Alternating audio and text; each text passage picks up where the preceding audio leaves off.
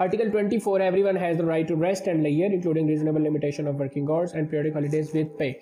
That is also very important. 1 मई का जो दिन है लेबर डे के हवाले से मनाया जाता है, ऑल ओवर द वर्ल्ड छुट्टी जो है उसमें होती है. ये अगर उसकी हिस्ट्री को आप पढ़ेंगे तो पता चलेगा कि इस आर्टिकल तक पहुंचने के लिए कितनी कुर्बानियां दी गई हैं कि आपका जो वर्किंग आवर्स हैं उनको वज़ा किया जाए कि कितने घंटे काम किया जाएगा और कितने घंटे आराम के होंगे, और वो जो घंटे आराम के होंगे उसके लिए उसको पे किया जाएगा.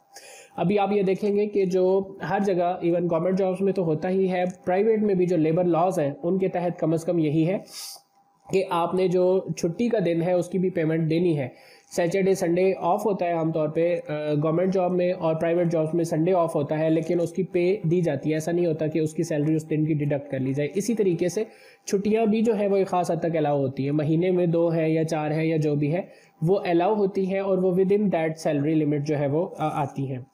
अब आते हैं जी आर्टिकल 25 की तरफ. Everyone has the right to standard of living, adequate for health and wellbeing of himself and family, including food, clothing, housing and medical care and necessary social services, and the right to security in the event of unemployment, sickness, disability, widowhood, old age or other lack of livelihood in circumstances beyond his control. ये वो चीज़ है जिसके मामले में अभी तक एक ख़ास लाएअमल जो है वो नहीं बनाया जा सका बहुत सारे कंट्रीज़ में, इंक्लूडिंग पाकिस्तान, कि अगर एक इंसान अनएम्प्लॉयड है या एक घर ऐसा है जिस पे ऐसी कंडीशन आ गई है कि उनके लिए कोई सोर्स ऑफ इनकम नहीं है, तो उनको सोशल सिक्योरिटी के तहत जो है वो एकोमोडेट किया जा सके. अभी तक ऐसा कोई नहीं सिस्टम बन सका कि इसकी एकोमोडेशन को यकीनी बनाया जा सके, जबकि ये इंटरनेशनल लॉ का हिस्सा है और इस आर्टिकल के तहत इस पर काम होना भी ज़रूरी है और ना होने की सूरत में क्लेम भी किया जा सकता है. Motherhood and childhood are entitled to special care and assistance. All children whether born in or out of wedlock shall enjoy the same social protection. ये ऐसी चीज़ है कि जो बहुत सारा जो रिलीजियस कंट्रीज़ है उसमें ज़ाहिर है कि उसके अगेंस्ट आती है. जैसे आप इसमें देखेंगे जो पहली बात है उसके लिए तो आप देखेंगे mother and child care hospitals जो है बड़ी तेज़ी से बनाए जा रहे हैं पाकिस्तान में, पंजाब में ख़ास तौर पे इस पर बहुत काम हो रहा है और इस पर होना भी चाहिए. जो दूसरी बात है कि all children whether born in और out of wedlock shall enjoy the same social protection. जो रिलीजियस कम्युनिटीज़ होती हैं उसमें जो वेडलॉक के बगैर अगर जो है बच्चे पैदा होते हैं तो ज़ाहिर है कि उनका वो सोशल स्टेटस नहीं होता जो बाकी बच्चों का होता है. तो लिहाजा इसमें अगर आप जस्ट इंटरनेशनल लॉ को देखेंगे या जस्ट आप इन आर्टिकल्स की बात करेंगे तो फिर उनके राइट्स और उनका जो ऑब्लिगेशंस है वो इक्वल होनी चाहिए. सोशल प्रोटेक्शन जो है वो उन दोनों के लिए बराबर की होनी चाहिए. लेकिन अगर आप रिलीजियस वे में इसको लेकर जाएंगे तो फिर ज़ाहिर है कि ऐसा पॉसिबल नहीं है. Article 26, everyone has the right to education, education shall be free. ये सारी बात एजुकेशन की आ जाएगी जनाब. Everyone has the right to education. Education shall be free at least in the elementary and fundamental stages. Elementary education shall be compulsory. Technical and professional education shall be made generally available, and higher education shall be equally accessible to all on the basis of merit. Right to education यानी हर बच्चे को तालीम का हक हासिल है. सबसे पहले उनके लिए कंपलसरी होना चाहिए कि वो तालीम हासिल करे, और जो बेसिक लेवल की तालीम है वो भी फ्री होनी चाहिए.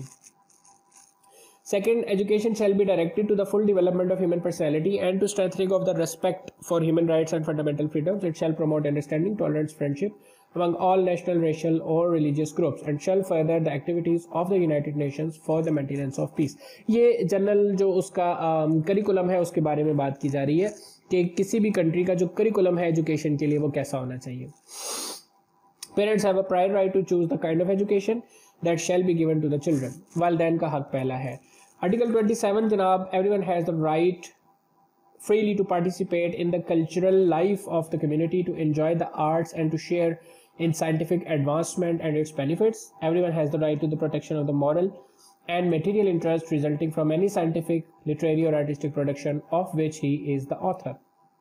कम्युनिटी की जो कल्चरल लाइफ है उसके अंदर पार्टिसिपेट करने का हक आर्टिकल 27 वज़ा कर रहा है कि वो तमाम लोगों के लिए बराबर है, कल्चरल लाइफ में वो पार्टिसिपेट कर सकते हैं. ये तमाम चीज़ें, ये जो राइट है ये बुनियादी तौर पर उसी एक जो मोनोपली का कल्चर है उसको रोकने के लिए कि एक ख़ास तबके के जो लोग हैं वही इन चीज़ों में पार्टिसिपेट कर सकते हैं, वही इन डिस्कवरीज में पार्टिसिपेट कर सकते हैं, और इसका जो लेबल है वो भी उन्हीं के सर जाता है, ऐसा नहीं है। ये तमाम लोगों के लिए बराबर होना चाहिए, जो भी इस कैलिबर का है वो इक्वली पार्टिसिपेट कर सकता है। Article 28, everyone is entitled to a social and international order in which the rights and freedoms set forth in this declaration can be fully realized. 29 बात करता है जी कि everyone has duties to the community in which alone the free and full development of his personality is possible. In the exercise of his rights and freedoms, everyone shall be subject only to such limitations as are determined by law solely for the purpose of securing due recognition and respect for the rights and freedoms of others and of meeting the just requirements of morality, public order and the general welfare in a democratic society. These rights and freedoms may in no case be exercised contrary to the purpose and principles of United Nations. Last है जनाब, nothing in this declaration may be interpreted as implying for any state, group or person any right to engage in any activity or to perform any act aimed at destruction of any of the rights and freedoms set forth herein. तो जनाब यहाँ तक हमने ये देखा कि universal declaration of human rights जो है वो क्या है, कितनी किस्म के राइट्स हैं, 30 आर्टिकल्स हैं जो तमाम ह्यूमन राइट्स को कवर अप करते हैं कि कौन कौन से बेसिक राइट्स या फंडामेंटल राइट्स हैं जिनको एक्सेसिबल बनाना चाहिए। अभी हम ये देख लेंगे कि इसके बारे में अभी तक जो काम हुआ है वो ओवरऑल तो बहुत काम डिफरेंट ऑर्गेनाइजेशंस की तरफ से हुआ, लेकिन स्टैटिस्टिकली हमारे पास जो डाटा अवेलेबल है एक नज़र उसको देखते हैं कि हमें ये पता चले कि हम कहाँ तक आ गए और कितना सफ़र अभी बाकी है। ये जनाब आपके सामने स्क्रीन पे ह्यूमन राइट्स स्कोर है 2017 के, जो over world in data website पे भी आपको ये मिल जाएंगे। इसमें ये बताया गया है कि जो ओवरऑल ह्यूमन राइट्स का स्कोर है वो क्या है।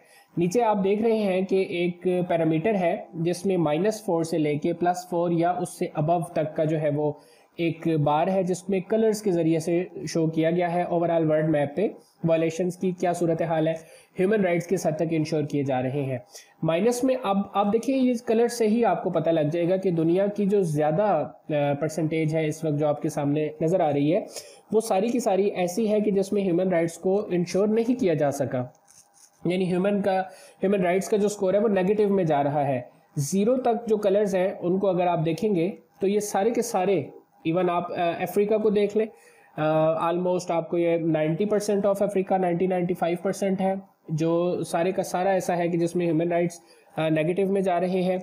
इसी तरीके से एशिया में आप चले जाएंगे तो देखेंगे कि एशिया ऑलमोस्ट सारा ऐसा है जो नेगेटिव में जा रहा है, कोई एक इलाका आपको ऐसा नहीं नज़र आएगा जिसमें पॉजिटिविटी हो।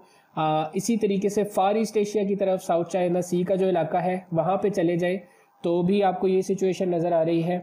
नीचे ऑस्ट्रेलिया है, उस साइड पे चले, एक +2 से लेकर 3 तक का जो रैंकिंग है उसमें वो फॉल करते हैं। यूरोप है तो यूरोप ज़ाहिर के कदरे बेहतर है वहाँ पे सिचुएशन। इसी तरीके से नॉर्थ अमेरिका की सिचुएशन देख लें तो बेहतर है, साउथ अमेरिका फिर उसी तरीके से नेगेटिव में है। तो ये एक ओवरऑल ट्रेंड है जो 2017 के स्टैटिस्टिक्स के मुताबिक है। और ये वो बात है जो मैं शुरू में कर रहा था कि हम ह्यूमन राइट्स को, बात तो ह्यूमन राइट्स की बहुत की जाती है लेकिन उसे इंश्योर करने में नाकाम रहे हैं। इंटरनेशनल ऑर्गेनाइजेशंस जो इसी मकसद के लिए बनाई गई थी कि इनको इंश्योर किया जा सके वो नहीं हो सका। ट्रांसपेरेंसी इंटरनेशनल की रिपोर्ट्स या एमनेस्टी इंटरनेशनल की रिपोर्ट्स हैं, अगर आप उन्हें देखेंगे और ह्यूमन राइट्स वायलेशन को देखेंगे, और उससे भी ज़्यादा जो अफसोसनाक सूरत हाल है वो ये है कि जो ह्यूमन राइट्स के एडवोकेट्स हैं वही आपको इन एक्टिविटीज़ में इन्वॉल्व नज़र आएंगे। तो इस वजह से ये होता है कि वो कभी भी राइट्स जिनको डॉक्यूमेंटेड फॉर्म में तो लिया जा सकता है लेकिन प्रैक्टिकली वो आपको दुनिया में नज़र नहीं आ रहे, यही सिचुएशन है। इसी तरीके से अब आपके सामने जो डाटा स्क्रीन पे है ये 2014 में जो ह्यूमन राइट्स वायलेशन है उनके बारे में है। अब आप खुद इसका अंदाज़ा लगा लीजिए कि वायलेशन जो सबसे कम हुई है 0 से लेके 10 तक ये डाटा आपको दिखा रहा है, और ये वायलेशन जो सबसे कम हुई है 1 से लेके 4 तक जो कलर्स आपको नज़र आ रहे हैं, येलो से लेके ऑरेंज तक, ये ऐसे हैं कि कम वायलेशन हुई है। लेकिन वो इलाके कितने हैं ह्यूमन राइट्स वायलेशन जो सबसे कम हुई है उनकी सूरत हाल आप यूरोप में देख लेंगे, खासकर स्कैंडिनेवियन कंट्रीज़ में। उसके बाद यूरोप का इलाका है, नॉर्थ अमेरिका है और ऑस्ट्रेलिया है। यहाँ पे ह्यूमन राइट्स वायलेशन सबसे कम हुई है या सबसे कम रिपोर्ट हुई है। अब आप आ जाए 5 से लेके 10 तक जो रेड है और फिर मैरून की तरफ जा रहा है, तो सारे का सारा एशिया, इसी की middle east including middle east, Africa और सारे का सारा साउथ अमेरिका। तो इन जगहों पे आपको ये नज़र आ रहा है कि ह्यूमन राइट्स वायलेशन हो रही है। अब ये है 2014 के स्टैटिस्टिक्स। तो ज़ाहिर है 2014 में जो ओवरऑल कॉन्फ्लिक्ट्स दुनिया में चल रहे थे, जैसे यूक्रेन क्राइसिस चल रहा था, या मिडल ईस्ट में ये अरब स्प्रिंग है, पूरे के पूरे मिडल ईस्ट को उसने जो है वो एक तरह से आप यूँ कह सकते हैं कि उस पर छाई हुई थी। इसी तरीके से बाकी दुनिया में जहाँ भी कॉन्फ्लिक्ट्स हो रहे हैं, तो ये वही चीज़ कि वो लोग जो ह्यूमन राइट्स के एडवोकेट्स हैं वही इस किस्म के कॉन्फ्लिक्ट्स को प्रमोट करते हैं जिसके ज़रिए से ह्यूमन राइट्स वायलेशंस होती हैं। ये जो आपके पास अब चार्ट आपके सामने है, ये है जी national human rights institutions in compliance with the Paris principles 2018। Paris principles 2018 को एक दफ़ा स्टडी कर लीजिएगा। ये बुनियादी तौर पर कुछ इस किस्म के प्रिंसिपल्स वज़ा किए गए थे, जिसमें यह बताया गया था कि जो ह्यूमन राइट्स इंस्टीट्यूशंस हैं जो नेशनल लेवल पे काम कर रहे हैं, उनको किस हद तक मज़ीद काम करने की ज़रूरत है ताकि ह्यूमन राइट्स को इंश्योर किया जा सके, इनकी जो डिलीवरी है उसको इंश्योर किया जा सके। तो ये जो रिपोर्ट है ये आपको बता रही है कि कौन से कंट्रीज़ हैं जो उसके साथ कॉम्प्लाई करने में कामयाब हुए हैं, कौन से नाकाम हुए हैं। नो और येस की दो ऑप्शंस हैं और उसी तरीके से दो कलर्स में ये चीज़ें डिवाइडेड हैं, कंट्रीज़ डिवाइडेड है, दुनिया डिवाइडेड है।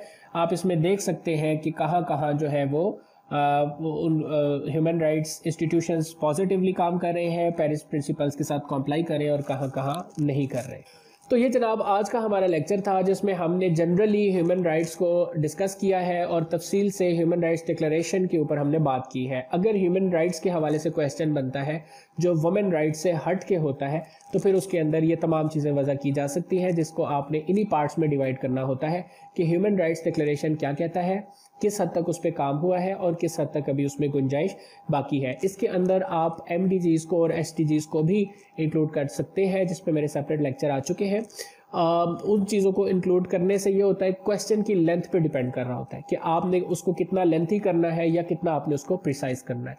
ये फैसला आपने करना होता है। इन सारे लेक्चर्स की मदद से आप ये दोनों काम करने के काबिल होंगे इंशाल्लाह।